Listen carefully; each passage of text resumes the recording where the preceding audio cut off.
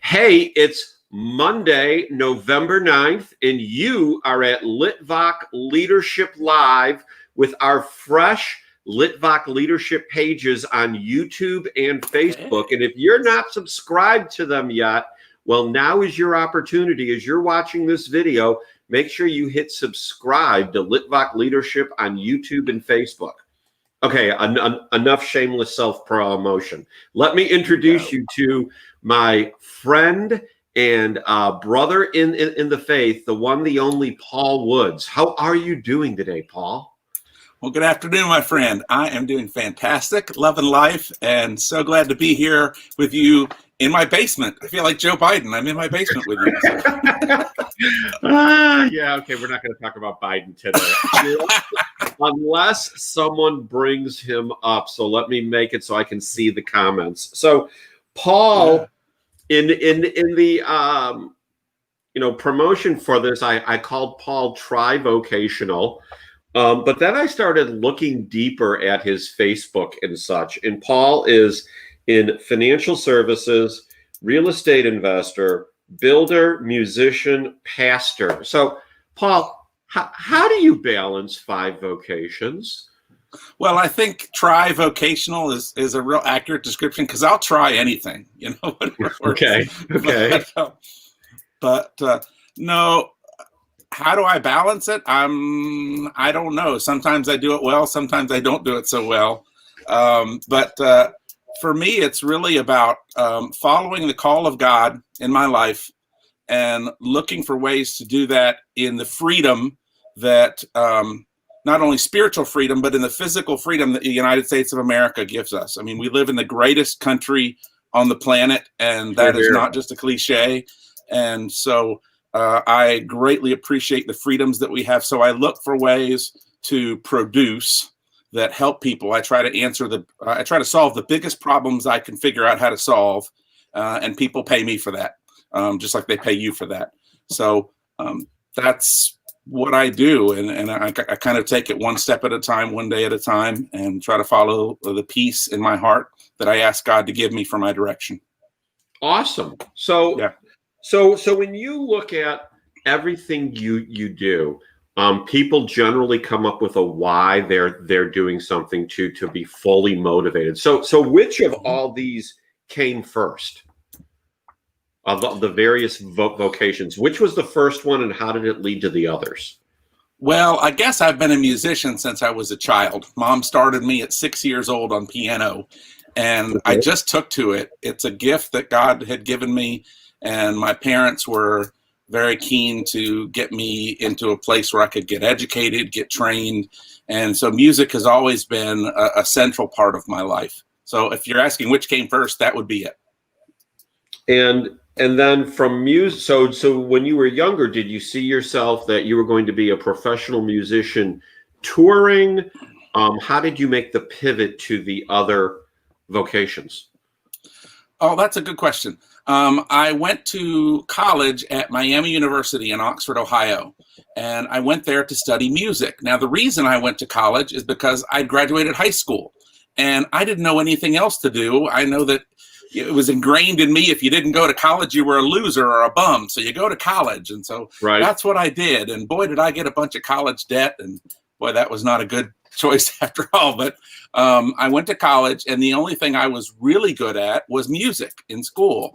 I was okay at all my other subjects, but music was where I really excelled. In fact, that senior class that I was voted to be most musical or most likely to be a musician. So I went to school for music education, and I changed my major 7 times, all within music, except one of them was mass communications, but otherwise all within music. Okay. I never graduated. I got within the semester of graduation. There were a lot of things that interrupted my college career, an illness with my father and some other things like that, financial constraints. But I never did graduate and get that bachelor's degree. I don't think it's unfortunate. I have no regrets. College was a wonderful experience for me. But when I graduated from college, I married my wife, Rebecca, who I'd met at a Christian group. We were involved in school together there. And I needed a job because I got married. So my wife was working at Procter & Gamble as a food scientist, and I went to work at Berean Christian Store as a the music department manager there. And started getting a quick education in corporate America and corporate retail sales. Realized I didn't like that so much because it always seemed like someone had their thumb on the back of my neck. Oh, yeah. You know, if I wanted a lunch break, it was 30 minutes and no more. If I wanted to go to the restroom, I had to ask. So that just was not for me. If I wanted to have some time to, take a weekend with my wife, or maybe it was a Tuesday and I wanted to go, you had a set number of vacation days and you had to submit early, and there was no guarantee you were going to get what you submitted and all that. That just wasn't the lifestyle for me. I was miserable doing that. About that time, my father shared with me a videotape series on buying investment properties. I cannot remember the guy's name. Carlton Sheets. And how old were you then? 25. Okay. 25 years old. I started learning from this guy, Carlton Sheets. Many of your folks here may have heard of him back in the day on TV, but he talked about how to buy real estate with no money down. And I was broke, so that sounded interesting to me. So that's where I started learning about real estate. And my wife and I bought our first home. A friend of ours was our real estate agent at the time, and she did a good job. But when I saw what she did, I thought to myself, I think I could do that. And I could probably do that a little better, I think. I don't know. So I went to real estate school, got my license, and got involved as a realtor. And so that's how I got into the field of real estate. I took my business and sales background and combined it with real estate at that point. So how did you get involved or then decide to become a pastor? What was the progression? That's another great question. While I was in college, I was involved in an outreach ministry to high school students called Young Life. I was involved in that actually in high school. I met Christ. I was introduced to a relationship with Jesus Christ through the Young Life ministry, and it changed my life forever. In college, I went on to become a volunteer leader with them. So I helped lead at a couple of high schools and start Young Life at a high school in Ross, Ohio. From that, I really knew that God was calling me to be in ministry. I had my last year of college, I had a part-time job as a youth pastor at a church in Hamilton, Ohio. So leading up to that, the church was ready to bring me on full-time to do not only senior, but junior high and college, career, hospital visitation, the whole thing. And I was going to go in full-time. A week before my wedding, my wife and I go to New Orleans for a trip to see her grandparents. When we come back on Monday, there's a letter on my desk. The letter starts out, "Dear Mr. Woods," and it's on church stationery. It says, "The Board of Deacons met over the weekend. We decided our vision for youth ministry is different than yours, and your services are no longer needed. You're terminated." And I'm getting married in 5 days. This was going to be my job. So, talk about the left foot of fellowship right there. But I knew that God had called me to ministry. I knew the decision that they had made was not of God. That was not God's will for my life. However, they're in charge, right? They're the boss. So at that point, I said, "Lord, teach me how to be like Paul in the New Testament, where I can be a full-time minister of the gospel for you, but not dependent on the church for my finances. I can be a tent maker, or I can have some way where I can produce an income, a living for my family, and the church won't have their thumb on the back of my neck, so to speak, And so that's where I got into entrepreneurship. But I knew in college I was called. Yeah. So that was your why. You wanted to serve as a pastor, but you wanted to produce your own income so you could actually move forward in what the Lord was telling you, and not necessarily, I mean, yes, you were going to submit to the leadership of the church, but you didn't want to have them, kind of have you on a string. Correct. It wanted to be more of a submission as opposed to a leash. And I didn't want finances to influence how I would minister to others. I want to minister to others regardless, whether they're the top giver or whether they've Right. never given, or I didn't want money to in any way have an influence in how I minister to people. And I knew that that may be a weakness for me, to be quite honest. So I wanted to produce an income for my family aside from my work as a minister. So when you look at the various professional facets of your life, putting family aside, how would you define success? And I say putting family aside because, to talk about being a good husband and a good father, that's a given. Yeah. So I'm talking about professionally. I tell you, for me, it's freedom. For me personally, it's personal freedom. I place a high value on that. Then in terms of what I'm doing, it's success is being to help as many people as possible or impact their life in a positive way, in all ways, spiritually, physically, financially, otherwise, encouraging. For me, that's success. If I'm doing something that's having a great impact on people, whether it's one person or 100,000 people or 1,000,000 people, that's success for me. Okay. And so when you look at the various roles that you have put yourself in, how do they leverage one another to even greater successes? Could you explain that question just a little bit more so I understand it? So I've seen before where, when you've been involved in real estate and you're pastoring at the same time, I think you've helped people find housing because and then you've gone and looked at where they were thinking about going to live and you've helped people with that. How do you see your various professional roles dovetailing with one another to produce wholeness in helping people? Is that a better way of saying it? Yeah, that's a good question. I don't know that I've necessarily considered that, much. I tell you, I know that investing in real estate brings a high yield for me in terms of profitability. Okay. It's laden with all sorts of risk, but it's something that I've been involved in for over 2 decades now. So it's a risk that I feel competent to be able to mitigate to a great degree. Can never eliminate it fully. I just lost on a deal, unfortunately, a couple months ago. I leaped before I looked a little bit when I purchased it. So lesson learned, right? But real estate has given the greatest yield in terms of income for the minimal amount of time invested. And so what that does then is that provides great freedom with the rest of my time. And so I'm able to volunteer. I'm able to meet people at different times of the day or night. Another thing that real estate investment does is it really frees my schedule quite a bit because real estate investment is not tied to a clock necessarily. That's right. Because one thing is I don't borrow money.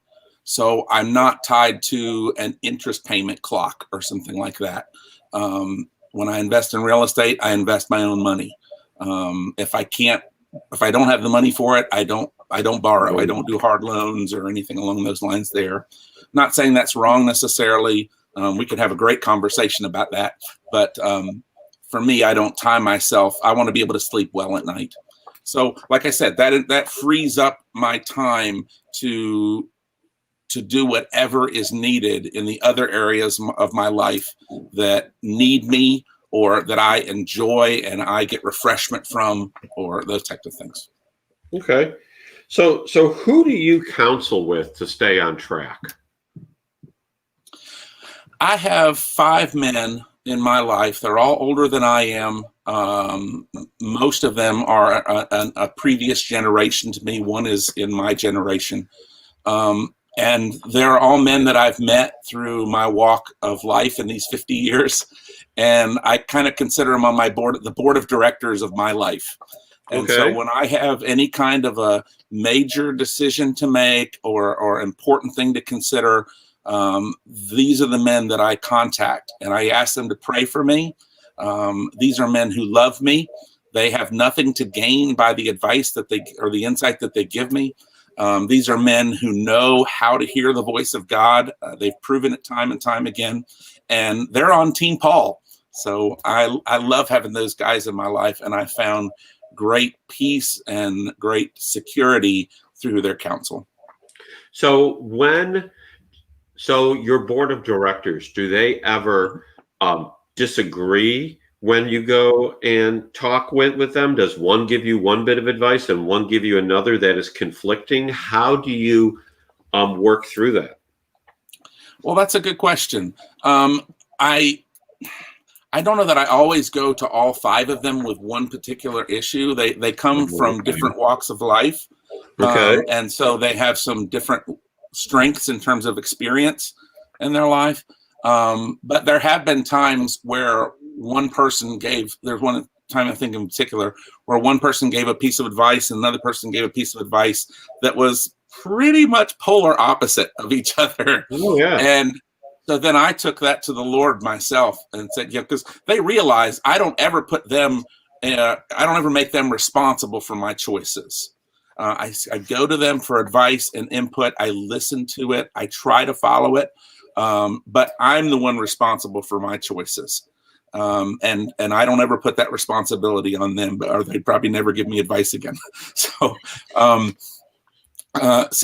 I took that situation to the Lord. And in both cases, all of these men are in agreement with this. And that is that when you're seeking the will of God, if you follow where God gives you peace in your heart about a decision, where you really feel comfortable, peace in your heart, 95% of the time, that's going to be the right call. That's going to be the right call. So. Yeah, you've got to seek the will of God in your decisions, because otherwise you're just kind of throwing mud on the wall. How do you analyze, assess, and adapt? Through time, I've learned. I used to be very impulsive in decision making, and I think there's value in that as well. But I'm 50 years old now. I turned 50 in February, and I have learned. What a year! Yeah, I know. But I've learned to not be in a hurry to make important decisions.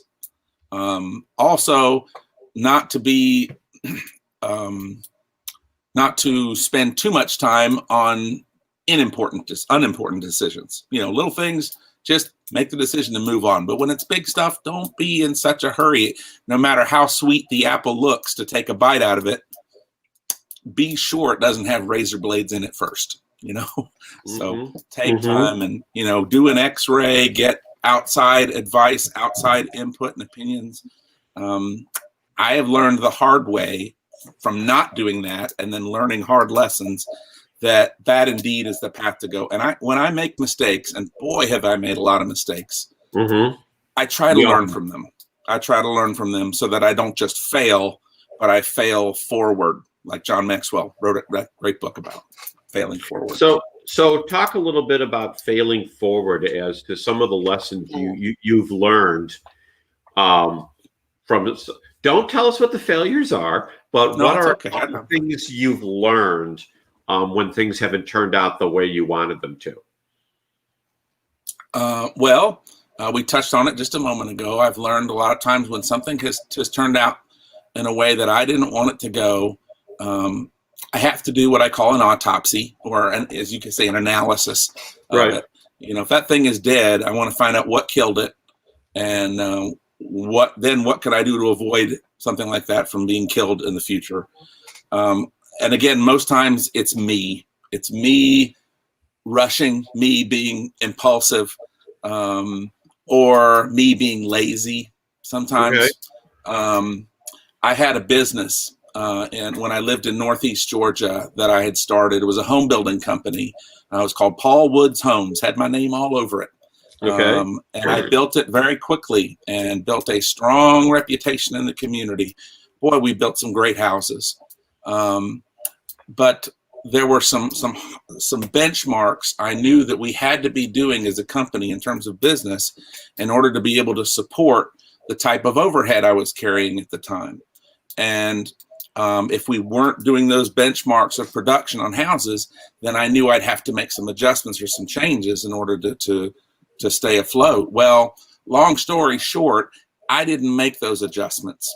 When we fell below a certain number of houses under construction at the time, that was the benchmark where I knew I was going to have to let one of my job foremen go. Sure. I did not want to do that. We were friends. I loved him and his family. I didn't want to lay him off and put him out of work. I didn't want to be the bad guy. Also, looking in the mirror, if I'm honest, I also didn't want to have to do his job anymore. I liked what I was doing, so I didn't want to have to do his job too. And so I delayed in that decision. I delayed almost 11 months when I should have made that decision earlier. Now, that wasn't the one thing that killed my company. There was a whole mountain of small decisions that were bad business decisions, but ultimately my company ended up failing, and I went through bankruptcy, business bankruptcy, personal bankruptcy, lost everything. And of course I had to let him go. At that point, the company shut down. And instead of him, and I explained the whole situation to him, when I should have laid him off and how I didn't. And well, when it all came down to it, not only did he not appreciate the fact that I kept him employed for an additional 11 months, he was mad at me for not giving him a bonus at the end and blowing the company. I mean, it was just terrible. Wow. And, all he lost was a job. I lost my house. I lost my vehicles. I lost everything other than my marriage and my kids. And I deserved to. I'm not complaining. I own it. It was my fault. Right. Now, my wife and kids, they had nothing to do with it, but they had to go along for the ride. Or maybe they didn't. She could have left me and taken the kids. That's the way it goes down 70% of the time. I thank God our marriage was built on the bedrock of Christ, and all we knew to do was to hold on to each other for dear life. Divorce wasn't even on the table for discussion. So, again, just the importance of making the hard decisions when you need to make them.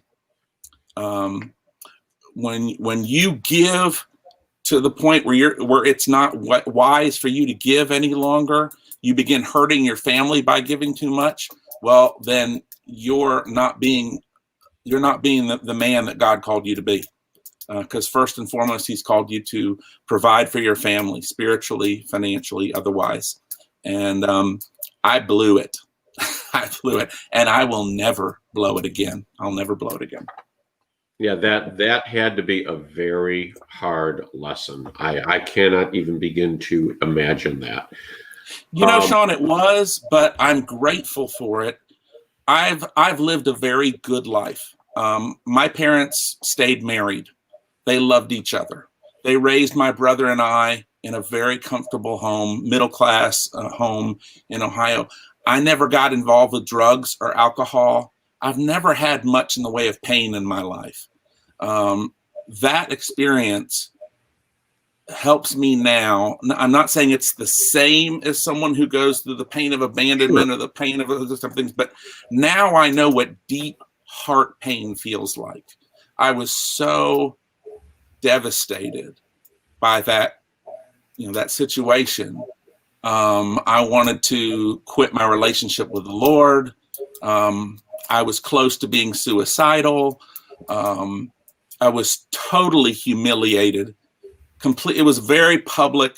It was all over the front pages of the paper because I'd built such a public company. Mm-hmm. Awful experience. But now I know what that type of deep pain feels like. So when I'm talking to someone whose spouse has decided they're leaving, or when I'm talking to someone who is in the grips of addiction or pornography, or just someone who's just gone through a deep, incredible loss, at least I can empathize where I wasn't really able to empathize very well before. not to mention all the great business stuff I learned from that autopsy. Man, did I learn a lot from that too. Oh, So yeah. and it's helped you move forward. Oh, absolutely. Stronger than ever. In the last 14 years since that's happened, when I lost everything, my wife and I made a commitment. You know, see, one of the primary sources of that failure was debt.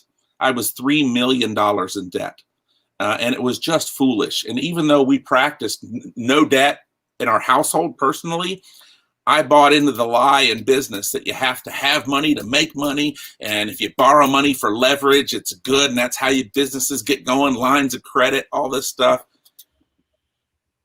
It's nonsense. It's nonsense. That's a big number. Yeah. That's a really big number. We made a commitment when that happened, my wife and I said, God, if you never give any of that stuff back to us, the house, the cars, whatever, we're good. We love you. That's okay. We're going to serve you and follow you all of our days.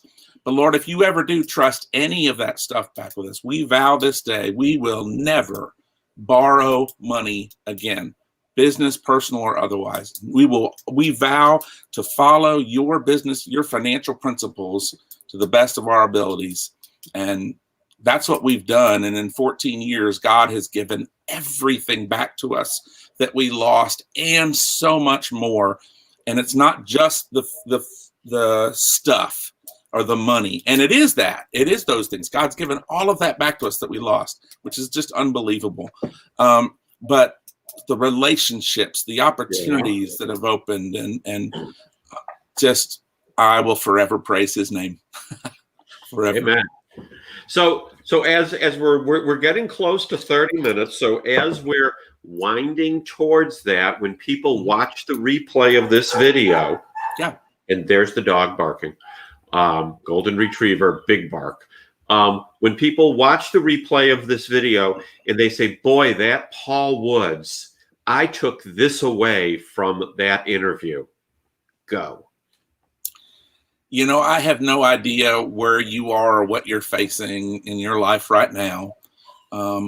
First and foremost, I hope you're facing it with Jesus Christ as your Lord and Savior at the center of your life. I know if you'll trust him, he will provide every answer for you that you need. And coming to him and trusting him is a very simple process. I know Sean is going to put up my contact information at some point on here. So if you have a question about that, please reach out to me. I'd love to tell you how you do that. But whether you're a Christian or whether you're not a Christian, let's say you're not, then if there's the one thing I'd want you to take away from this, that's I think is going to give you the most freedom in your life, is this: don't borrow money. Just don't borrow money. And I realize a lot of people are going to say, Paul, that's too harsh. Boy, you're being a financial Nazi, all that stuff. I don't care. I'm living that life. When you live a life that's debt-free, where you pay cash for things, you sleep so well at night because you know the repo guy isn't coming. Oh, yeah. You know when hard times come, like they have recently and like they're going to again, they're not going to hit you as hard because your house is paid for. You have resources in the bank. You can be the guy that can go and help other people who are in need. Or if you're a Christian, if God calls you to go do something, you can do it because you're not tied to, but God, I got to pay the mortgage too, or God, I got to pay this too. You're free to do what God calls you to do. And that is the life that dreams are made of.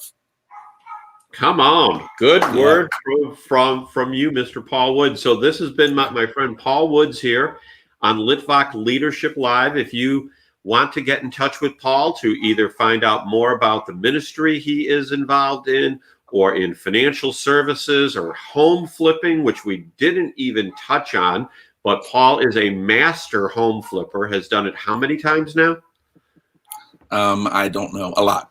A lot. Many. A lot of home and I flipping. love every one of them. Yeah. Paul is a great guy to talk to. And hey, if you know someone that I should be interviewing, shoot an email to me at interview@litvakleadership.com and tell me about them. Tell me how to get in touch with them because I'd love to talk to them. So that's it for today on litvakleadership.com.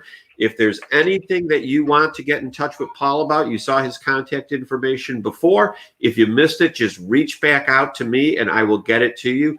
Otherwise, be blessed and have a great day. Bye now. Thank you, Sean. Bye. Thank you, Paul.